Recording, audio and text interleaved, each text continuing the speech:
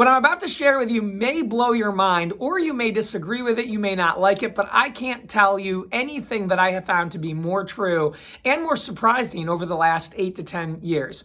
What I want you to know today is that things and events do not have meaning without you assigning meaning to it. Things are not good or bad. They're not right or wrong. You decide that they are good or bad or right or wrong. And then that's what makes them so. Most things and events and situations are totally neutral until we get involved. And then we use our feelings and our thoughts and our emotions to make decisions about what's happening.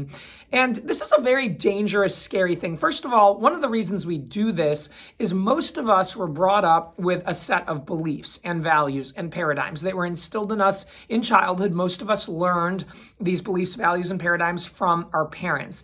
And by the time we're old enough to maybe rethink some of them or question them, we don't want to. And we decide not to because we've decided that they're true and that they're working for us.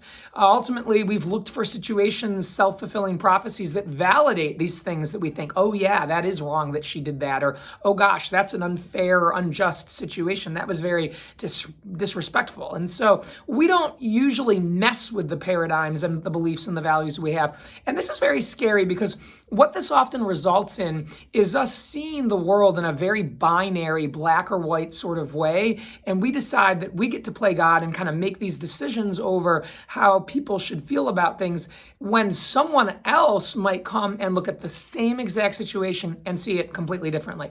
I can't tell you how many times I've been in conversations with colleagues or clients when in a professional setting, someone will be asked to take on more responsibility. They're assigned to a new project or a team, or they're asked to work longer hours or step up and contribute more. And people have sometimes come to me and said, gosh, can you believe this? They are trying to get me in trouble. They're wanting to expose my weakness. They're out to get me. This is very bad.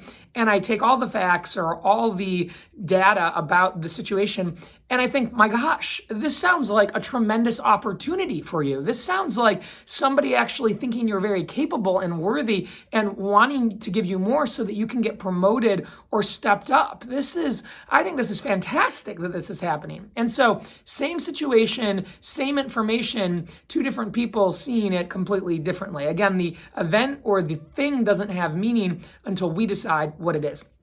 I'll give you guys another example. I'll pick on my mom a little bit here. A couple of years ago, back in 2021, David was refurbishing his glider airplane. And he spent 32 weeks down with his plane. He was there from Monday mornings to Friday nights working on his plane for 32 weeks. Wasn't coming home at night because where he works on the plane is 2.5 hours away. Wasn't wanting to make that 5-hour round trip. My mom heard about this. I was sharing with her what was going on in our life.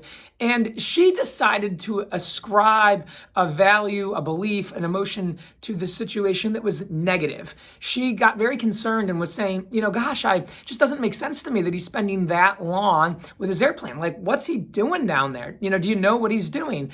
And I shared with her, no, I really don't know what he's doing. I just know he's sanding a plane, refurbishing his plane. Maybe he's putting in a new braking system. I know it's getting repainted so it's smoother, so it's more aerodynamic. But besides that, you'd have to ask David really what this entails. And she said to me many times, gosh, just aren't you concerned a little bit, that he's not where he says he is, or maybe he's seeing somebody that he's not telling you about or doing something that he's not telling you about. In short, I think she was concerned that there was infidelity.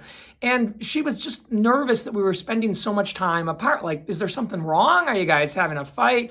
It took a lot of different attempts to explain to her, this is a great opportunity for David. David is doing a project that has been his lifelong dream, a goal of his, a hope of his for many, many years. The fact that he got laid off due to COVID has actually been ideal for him. It has set up the ability for him to invest in this. He probably won't ever get this chance again. And so that makes him happy as a supportive, caring partner. I'm happy for him. And she was a little nervous about me then. Like, how is this a good setup for you? Aren't you bored? Aren't you alone? Don't you wish you were home at nights? What about your safety? And I shared with her, again, the way I felt about it was much different. No, I'm getting a chance to write my my book. I'm getting to see friends. I'm getting to read a lot of books. I have a lot of journaling time. This is good for my self-development too. It's actually making us stronger that we're spending this time apart. We don't need to be together to be a successful, happy couple. She had a different value system about that, had different thoughts about that. And so she decided that situation was bad for him and for us. And I thought it was good for him and for us. And I think David would agree. So be very careful when you look at situations or you see how people are interacting with each other. Don't be so quick to say, this is bad, this is not good. Again, you are deciding that. You are giving it the meaning and the value. And what I want you all to know, and this is probably the most powerful lesson I've ever learned in my life, between stimulus and response, there's a space, there's a gap. And in that space, you get to choose what you think about it and how you want to respond and if it's bad or good. And those feelings you have, oh, I feel angry about this, I'm nervous about this, I have fear over this, I'm worried about this, they come from your thoughts and you choose your thoughts. You get to decide your thoughts and you don't have to stick with the thoughts you've been having all your life. You don't have to be left out of something or somebody went into a party and didn't invite you. You don't have to continue to feel, oh my God, they must not like me. Okay, so now I'm feeling really hurt and betrayed. It could just be not that at all. It could be nothing of what you're thinking. This is where assumptions become really dangerous. And ultimately, the best thing we can do for ourselves is to slow down and say, well, how do I want to feel about this? Or what if I'm wrong? Or what if there's a different viewpoint that would make more sense than how I'm about to react?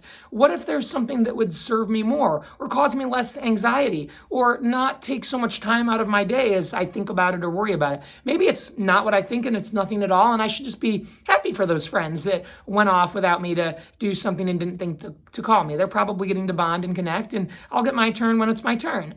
You can totally flip on its head any viewpoint, paradigm, belief system you have. You just have to start. So with that, things are not good or bad. They are not right or wrong. They are neutral until you give them meaning, or a court of law does, by the way. I should probably mention, we do live in a state, and within that state, we live in a country, and there are some parameters that we've accepted in our legal system that say it is wrong to commit homicide, it's wrong to kill somebody, or it's illegal to smuggle heroin into the country and distribute it and use it as well. Those things are viewed as right or wrong based on our own legal system. And so, again, barring things that would land you in prison and issue you a life sentence, again, you get to decide what everyday situations are for you. And I know you'll be stronger, you'll be happier, you'll be more successful, you'll be more fulfilled if you know you have that power and you try to enact it more. You recognize you have agency. It isn't just so. You get to decide how you feel about it. So choose wisely, choose carefully, spend a little more time in the coming week thinking about how you want to respond to situations, how you want to view them, and I guarantee you'll be a stronger person. With that, everybody, make a great day.